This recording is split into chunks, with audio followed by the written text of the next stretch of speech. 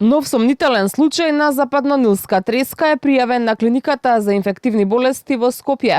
Во моментов на инфективна се хоспитализирани 10 пациенти, кај кои е потврдено присуство на вирусот западен Нил, и уште 7 пациенти кои се водат како клинички суспектни, иако резултатите од ПЦР тестовите се негативни, информира директорот на инфективна Фадил Цана. Во текот на деноночието е хоспитализиран уште еден пациент, кај кој е потврдено дека има воспаление на мозок и мозочни обвивки од вирусно потекло и позитивна серологија од серум на Вест Найл вирусот, така што и тој случај се смета дека е суспектен, но за да се докаже невроинвазивната форма, ни требаат дополнителни исследувања од цереброспиналната течност. Инкубацијата на болеста, како што вели инфектологот Цана, трае до 14 дена и тешко е да се предвиди како ќе се одвива болеста.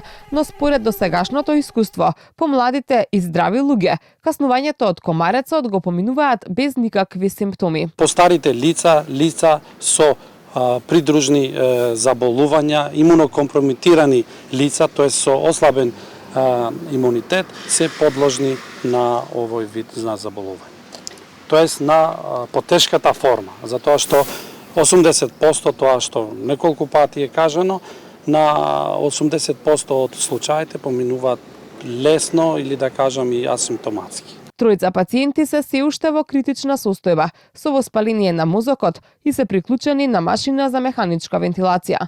Најголем дел од нив се на возраст од околу 60 години и не патувале надвор од државата.